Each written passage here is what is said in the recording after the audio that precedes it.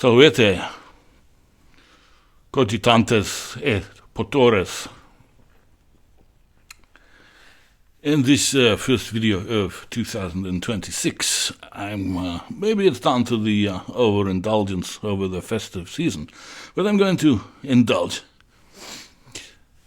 in some wishful thinking on this occasion.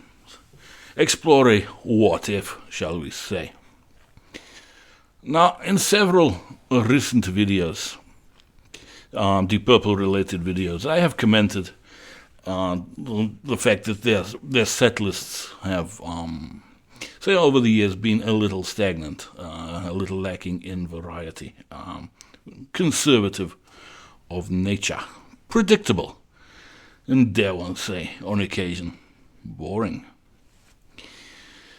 In this video, I will discuss post-reunion, where and exactly why I think they went wrong, and where, shall we say, they failed to cross the Rubicon, or perhaps they did cross their own Rubicon, the point of no return, by which point we were never destined, really, to get anything else. And how, theoretically at least, it could all have been just so much better. Okay, I need to provide a little bit of background, as it will become relevant later on. Talking Mark II here. Now, in the 70s, as we all know, they recorded 4 studio albums. Each of them, as we know, contains 7 songs. Add to that the 2 non-album singles, namely Black Knight and Strange Kind of Woman. That gives, or gave them at least, a total of 30 songs, at least by the time they'd released Who Do We Think We Are, from which to construct their live sets.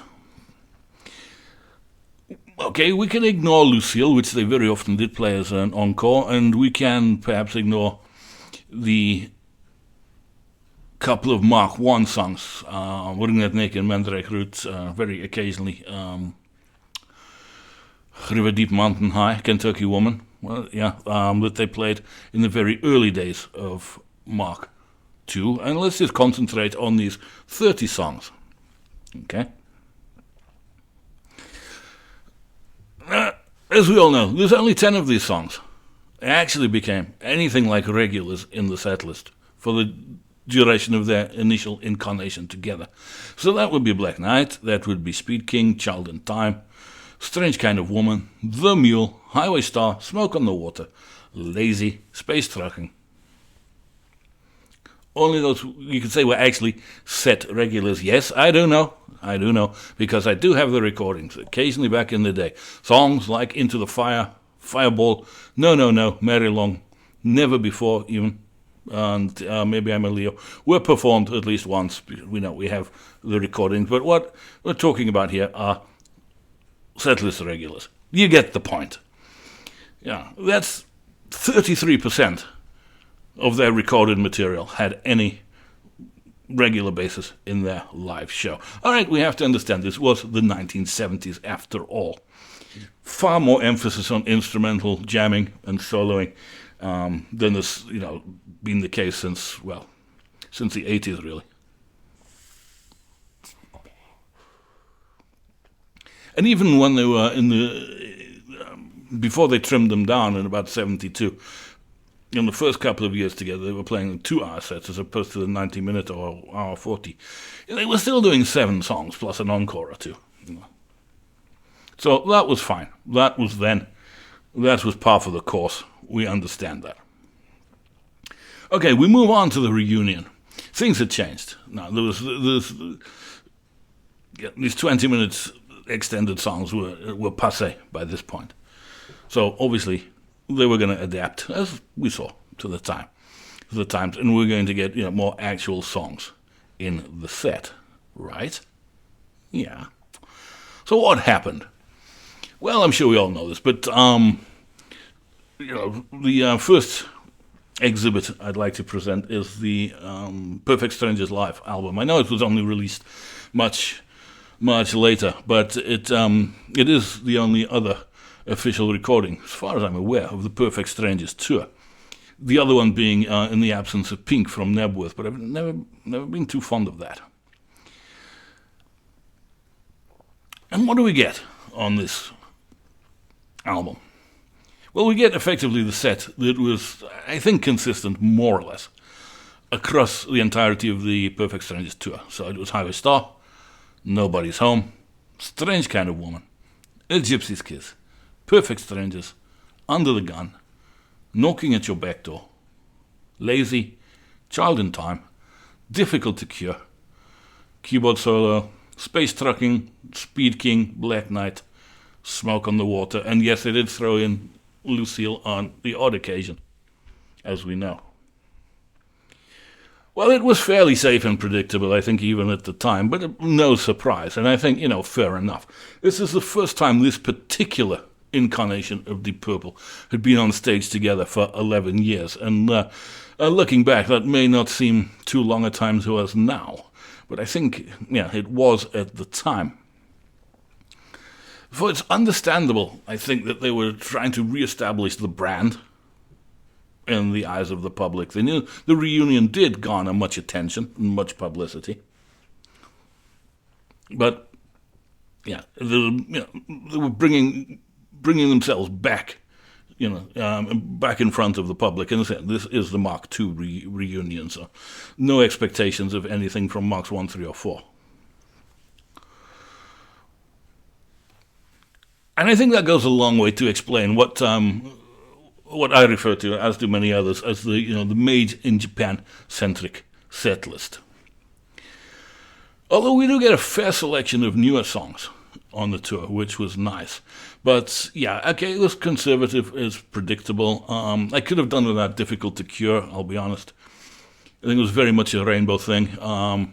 They could have resurrected Mandrake Root if they had to, or something like that, if Blackmore needed that particular vehicle. Could have rearranged anything. I always thought retaining Difficult to Cure in the Deep Purple set was a mistake. Perhaps an indicative one, if one thinks about it in hindsight. But, as we all know, the album sold well, the tour was a huge success, etc., etc., etc. Fair enough, all understandable thus far. Now, in my opinion, this is where things went wrong. They eventually, and it took them a year too long, I think, but they got around to releasing the House of Blue Light. Now, we do, unfortunately, have an official recording of this tour. They're highly esteemed. Nobody's perfect. The one you just can't prise away from your turntable or get out of your CD player. And what does that tell us about the tour, the set that they constructed this time? Well, we can just look at the track listing. I know, depending on what version you got at the time, if it was a cassette, the LP, but effectively, it was Highway Star, Strange Kind of Woman, Dead or Alive, Perfect Strangers, Hard Loving Woman, Bad Attitude, Knocking at Your Back Door, Child in Time, Lazy, Space Trucking, Woman from Tokyo, Smoke on the Water. Yes, I know we got a version of Hush on that as well, but never mind. Now, in all fairness, the Unwritten Law was played for the majority, I think, just about every show on the tour, which makes you wonder why they didn't include it on the album, but never mind. Call of the Wild was played a handful of times, 6, 7, 8, maybe. At the beginning of the tour, it was the single, or at least one of the singles at the time. Didn't survive long. And as most of us know, Mad Dog did get one outing where they played it far too fast, ruined it, sounded terrible, very under-rehearsed. But that's not the complaint, is it? The complaint is, as Gillan said at the time, who was quite dismissive about the album and the show, he expressed his displeasure and his dissatisfaction, saying that this was just living proof that the set hadn't changed in 20 years. Okay, slight hyperbole, but we'll forgive him, because he had a point. One can argue that the performances on this album were not that great either, and there are recordings from the tour where the band played much, much better than was actually the case on the shows that were selected for Nobody's Perfect, that is.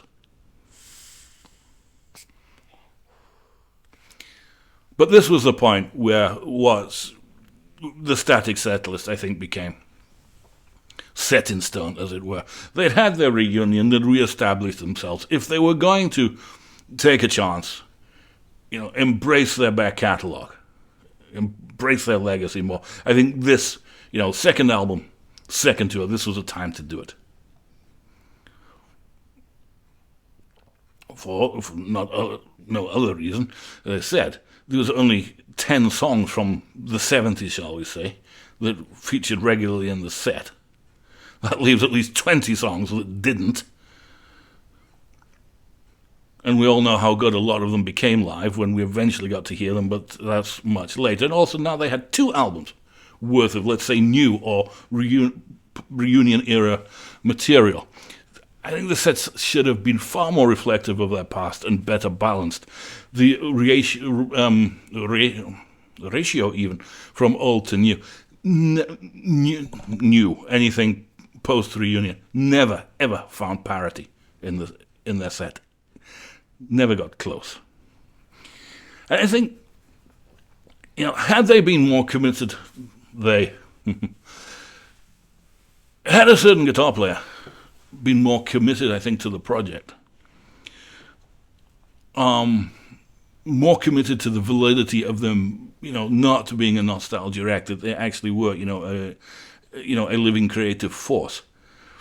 That may have been reflected in a more adventurous set list. And again, looking back, maybe some of these things are indicative that even, at this point, Blackmore said, no, this is a pure nostalgia act. But I think they should have done much more, not only to establish their new material, their post-reunion material, but also to draw attention to their back catalogue, which, as we know, had largely gone unrepresented on stage. So having said that, I've concocted my own set, which I'm going to argue would have made a far better live album than Nobody's Perfect. But I don't want to get ahead of myself. Now, I based this on the approach they took on the Perpendicular tour, so it does have some basis in fact, shall we say. But no, for me, the House of Blue Light tour should have gone something like this. They should have opened with Fireball.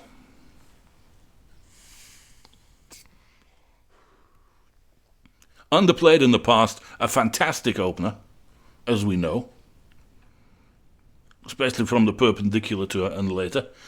And yes, it would have been new, it would have been refreshing, it would have been different. Then I'd have followed it up with Under the Gun. I thought, certainly in the live context, that Perfect Stranger song worked very well, and it would have been a nice 1-2, I think. It's not quite as frantic as Fireball, and, pacing of a set, like sequencing of an album, there's something of an art to it, and there's never been anything wrong with starting with an out-and-out thrasher, shall we say, something like Fireball, and then bringing the pace down a little bit. And then I would have kept the Unwritten Law where it actually found its place in the set. That's the third song. I like the live versions of this. I always really liked the song. Again, why it never featured on the official live album, I don't know. But I would have played it third. And I would have maybe kept it as a vehicle, as it was, for Ian Pace used for his drum solo. And that was a damn fine drum solo back in those days.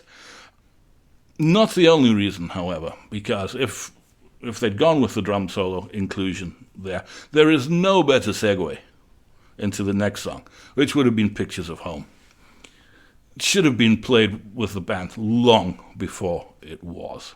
And again, with Fireball, it's an unrepresented classic, and we all know since the Morse era.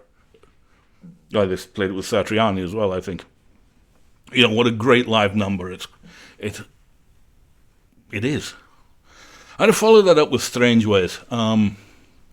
It was one of the more adventurous and creative songs from the new album, which I'm not going to discuss the album in detail here. I may do that at some other point, but it at least showed that they still had some creative intent, and I've always liked it. We never heard it live, but I would have included it. And I would have played it next. I'd have followed that with Hard Loving Man. Again, what can I say? Why did they never do this with Blackmore in the band? Why? Absolute killer live number. And I'd have followed that with Bad Attitude. Yes, they did play that one live. I think most of the concerts for the tour. And it's a really strong song on the album, but again, live, it came across really well. Great groove to it. And I think it an absolute natural inclusion in the live set. I'd follow that up with Woman from Tokyo. Now, yes, you could say they did play that with Blackmore, but they only played a truncated version of it, and far too fast. What I'm talking about here is the version they eventually played when Morse joined the band, is as it was on the album. The full song, at the correct tempo. I'd have followed it up with Fools. Oh, what can I say? Absolute monster live. But no. I don't think they ever considered anything like that. But then, and I think you've got a real, high point of the set here. Now, I toyed with Wasted Sunsets I went with Wasted Sunsets. I toyed with When a Blind Man Cries, but we know Blackmore's antipathy to that song. So I'm going here with Wasted Sunsets, since it evokes a similar feel and it's in a similar style.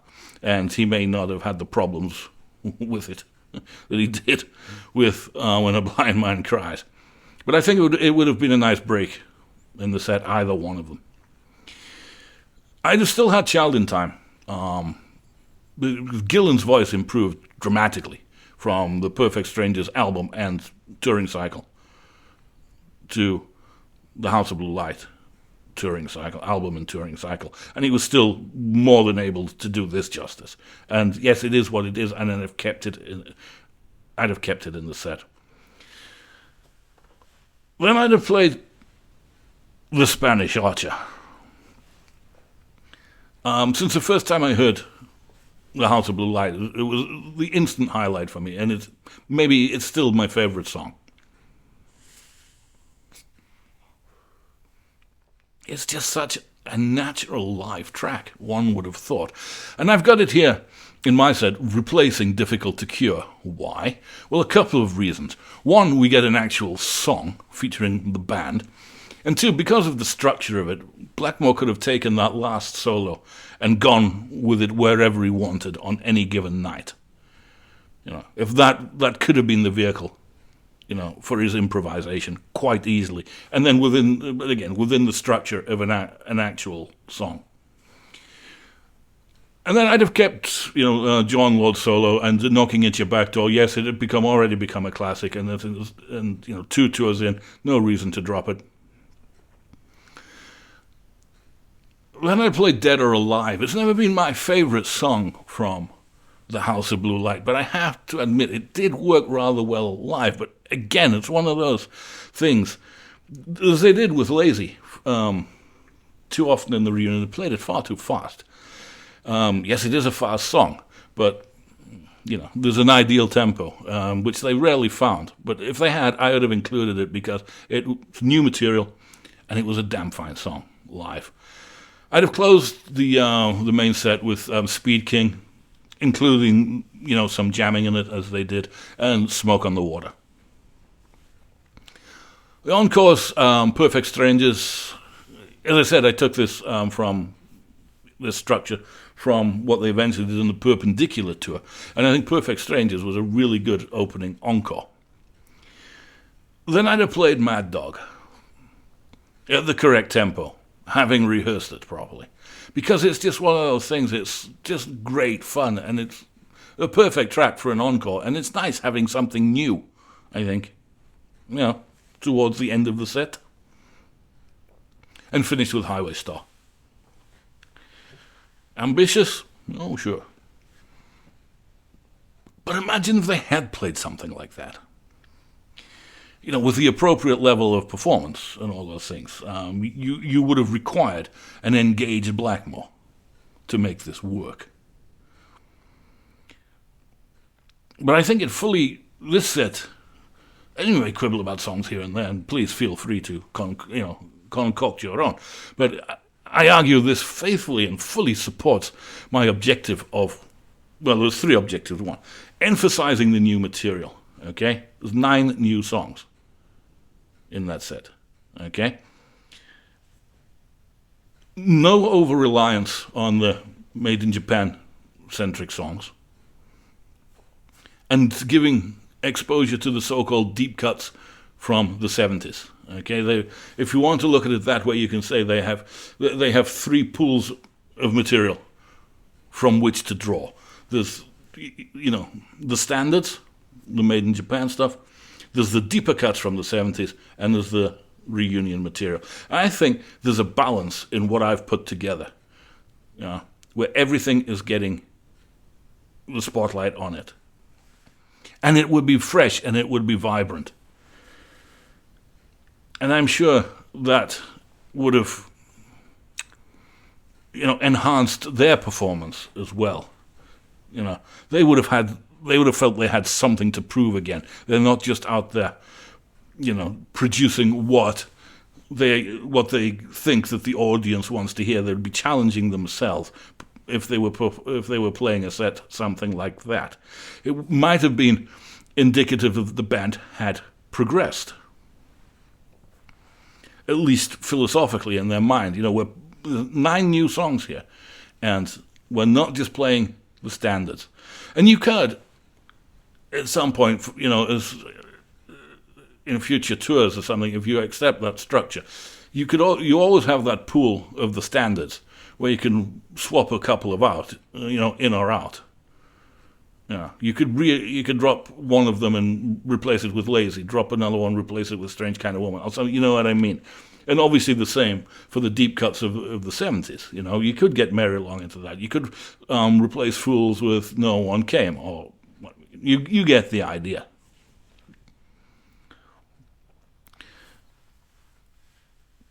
I just really wish they had done something like that again.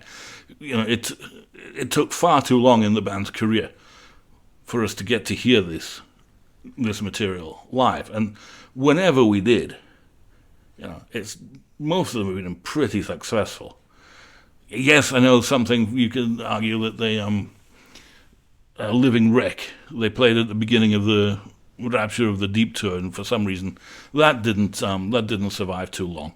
But Bloodsucker, Into the Fire, etc., Hard Loving Man, Fireball has been a regular. Fools and No One Came were in and out the set for years. Demon's Eye, we did get it. I don't think they attempted No, No, No. I might be wrong on that one. Rat Bat Blue, again, disappointingly few performances, even from the Morse era, but you get the point. As I said, once Morse joined the band and they became far more expansive and more respectful of their past, we know how well these songs came across on stage. Imagine the impact they would have had, let's say, back in 1987, if the original composers, the original Mark II lineup, had been brave enough to take this move. Yeah, but it didn't happen, did it? And obviously, as they went forward, if they'd recorded another album, and I like to think that if they'd been able to do that, it would have been a healthy sign that the band were at least mentally in the right place, and we would have got another album, at least, another reunion album. We would not have been subjected to Slaves and Masters and the debacle that surrounded it. But, again, as I said, 9 new songs in this set. It gives actual real structural weight to the new material, not just token performances, because this is, we have to promote the latest album. The set I've constructed here has actually really integrated the new material.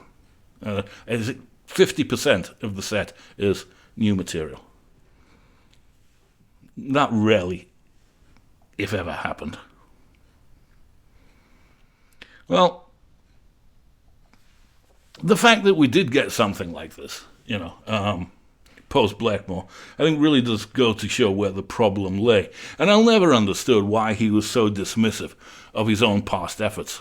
I mean, sure, yes, I'm sure band members, have favorite and least favorite songs and things like that.